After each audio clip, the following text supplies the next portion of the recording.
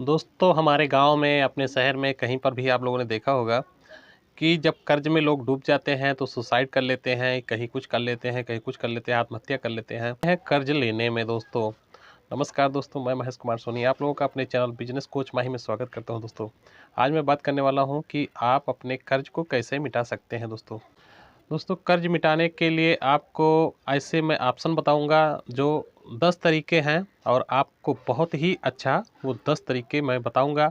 आप उसको फॉलो करके अपने कर्ज को मिटा सकते हैं और एक अच्छा अमीर आदमी बनकर उभर सकते हैं। दोस्तों आप कर्ज जब ले लेते हैं तो कोई चीज़ ले लेते हैं ईएमआई पर, होम लोन लेते हैं, कार लोन ले लेते हैं, पर्सनल लोन लेते हैं, कई सारे ऐसे ऑप्शन आ जाते हैं जिससे आपको लोन ले लेते हैं। तो और लोन के ऊपर लोन भी ले लेते हैं तो उससे क्या होता है कि आप कर्ज में डूबते चले जाते हैं और आप उभर नहीं पाते हैं। तो इससे बचने के ये 10 उपाय आपको मैं बताता हूँ एक-एक करके। और हमारे वीडियो को आप अपने दोस्तों में शेयर करना, पसंद आए तो लाइक करना ज़रूर और सब्सक्राइब ज़रूर कर लेना। दोस्तों सबसे पहली बात दोस्तों, आप कितने भी कर्ज में डूबे हुए हैं, लेकिन जितनी जल्दी हो सके फ्रेंड्स आपको 1 लाख रुपए अपने पास सेविंग कर लेना चाहिए। दोस्तों ये 1 लाख रुपए सेविंग मैं क्यों कह रहा हूँ कि आपको जो बुरे दिन जब आते हैं तो वो काम करते हैं। तो सबसे पहले आपको कोशिश करना होगा कि 1 लाख रुपए कम से कम जितना जल्दी हो सके आपको सेव कर लेना ज़रूरी है। दोस्तों आज के डेट में दोस्तों 1 लाख रुपए कोई बहुत बड़ी बात नहीं है, आप निकाल सकते हैं, लेकिन आपको कोशिश करना होगा पहले। दूसरी बात दोस्तों, आप लोग क्रेडिट कार्ड का उपयोग अभी से तुरंत का तुरंत बंद कर दें। क्रेडिट कार्ड को तुरंत तोड़ दें, जला दें। मैं इसलिए कह रहा हूँ कि क्रेडिट कार्ड एक आदत बन जाती है आपको उस चीज़ को लेने में और पैसे चुकाने में। तो आपको क्रेडिट कार्ड का अगर सही इस्तेमाल आप जैसे कोई बिज़नेस के लिए इमरजेंसी के लिए कर रहे हैं, जैसे मान लेता हूँ किसी का तबीयत ख़राब हो गया, अगर आपने क्रेडिट कार्ड का इस्तेमाल किया तो ये समझ लीजिए कि आपको भरने के लिए उस पैसे को कहीं से लाना होगा। और जब आपके पास वो व्यवस्था नहीं होगा तो फिर समझ लीजिए कि क्रेडिट कार्ड का कितना परसेंटेज हाई वोल्टेज है उसका, 30-40 दिन के बाद उसका 25-30% भागता है। दोस्तों तो ये बहुत ही खतरनाक चीज़ है, ये आपको ज़िंदगी में एकदम आगे नहीं बढ़ने देगा। दोस्तों क्रेडिट कार्ड का उपयोग अपने खर्चे के लिए दोस्तों के साथ मटरगश्ती करने के लिए कभी भी उपयोग ना करें। तीसरा दोस्तों नियम मैं आपको बता देता हूँ कि कर्ज को जितने भी आपने कर्ज ले रखे हैं, कोई भी ईएमआई जितनी भी ले रखी है, उसको एक साइड से ऐसे ऊपर से नीचे तक आप लिख लेना है। सबसे ऊपर लिखना है सबसे छोटे कर्ज को और सबसे आगे लिखना है सबसे बड़े कर्ज को सबसे नीचे लिखना है।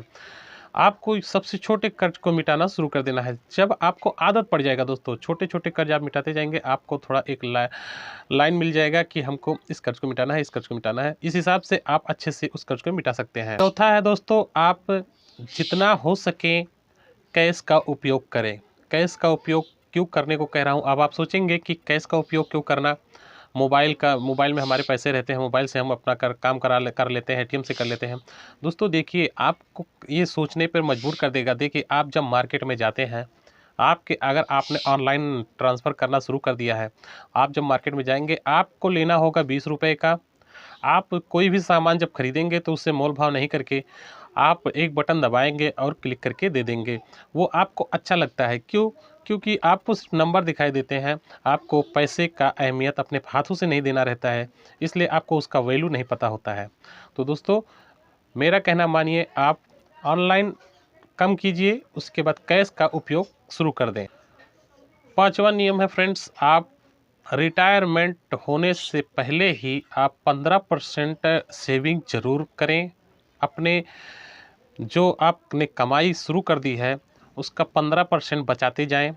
बिल्कुल खर्च नहीं करना है, क्योंकि आप रिटायरमेंट के पहले इस चीज़ को जब कर लेंगे तो आगे चल के वो पैसे आपको काम करेंगे। और उस पैसे को, बचे हुए पैसे को दोस्तों आपको इन्वेस्ट करना है। कहीं पे भी कर दीजिए जहाँ पर आपको अच्छा लगे, क्योंकि साल दर साल आपको महंगाई बढ़ती रहती है 6-7% के हिसाब से। तो उस हिसाब से आपको क्या करना है कि SIP कर देना है या किसी म्यूचुअल फंड में डाल देना पैसे, तो आपको अच्छे पैसे रिटर्न मिल जाते हैं। उसके लिए अलग से आपको वीडियो देखने पड़ेंगे, आपको सोचना पड़ेगा। ये जो शेयर मार्केट है, म्यूचुअल फंड है, इस सब के बारे में आपको जानकारी लेनी होगी। बहुत ही अच्छे पैसे आपको सेविंग करके वो देने वाले हैं। फ्रेंड्स, होम लोन चुकाएं। कोई भी आपने कर्ज ले रखा है, अगर आपने होम लोन ले रखा है दोस्तों, सबसे पहले उसको मिटाने की कोशिश करें। मैं तो यही कहूँगा कि इसको बिल्कुल आने ही मत दें। होम लोन बहुत ही खतरनाक लोन है फ्रेंड्स।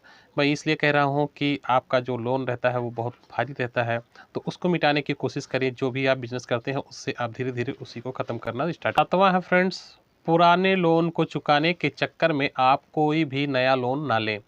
इस नियम से दोस्त बच के रहना और इस नियम को फॉलो करते रहना है आपको कि आप कोई भी जब लोन ले लेते हैं, मान लेता हूँ आपने 1 लाख रुपए की लोन ली, अब आपको 5 लाख रुपए का लोन लेना है उस 1 लाख को भरने के लिए। देखिए फ्रेंड्स, आप उसके चक्कर में आप नीचे होते चले जाएंगे, आपको EMI ज़िंदगी भर भरना ही पड़ेगा। आप निकल नहीं पाएंगे क्योंकि एक को छोड़ने के चक्कर में आप दूसरा ले लेंगे। तो ये गलती कभी मत करना, एक लोन को चुकाने के चक्कर में दूसरा लोन कभी मत लेना, इससे बच के रहना ही हो। 8वां फ्रेंड्स, EMI पर कोई भी सामान ना खरीदें। जहाँ तक हो सके दोस्त, जब आप अपने घर से निकलें तो एक नोटबुक में लिख कर पूरा सामान लेके जाएं और उतना ही सामान लें जितना आपको ज़रूरत है। यानी कि अपने खर्चे को मिनिमम करना ही करना होगा। आप लिख कर जाएँ, EMI पर कोई भी सामान ना खरीदें। Fridge, car, motorcycle, mobile phone, ये सब EMI पर कुछ चीज़ें ना खरीदें, बिल्कुल बंद कर दें दोस्तों। 10वां बिजनेस है फ्रेंड्स, कोई भी साइड बिजनेस ज़रूर करें। एक बिजनेस पर डिपेंड ना रहें। आप नौकरी करते हैं तो उस पर डिपेंड ना रहें। कोई भी अपने 15% बचे हुए पैसे को इन्वेस्ट करें, किसी अच्छी जगह पे लगाएं। कोई साइड बिजनेस कर ले जिससे आपका खर्चा उस बिजनेस से निकल सके।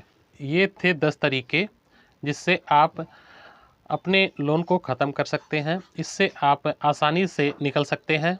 आपको कोशिश करना ही होगा फ्रेंड्स, और इन सब चीज़ों को फॉलो करके आप अमीर बन सकते हैं दोस्तों। कर्ज को ख़त्म करते हुए एक आप बहुत अच्छा अमीर आदमी बन सकते हैं। उम्मीद करता हूँ वीडियो पसंद आएगा। पसंद आया तो लाइक करना, कमेंट करना और हमारे चैनल पर अगर नया है तो सब्सक्राइब जरूर करना। मिलते हैं किसी नेक्स्ट वीडियो में, जब तक के लिए नमस्कार।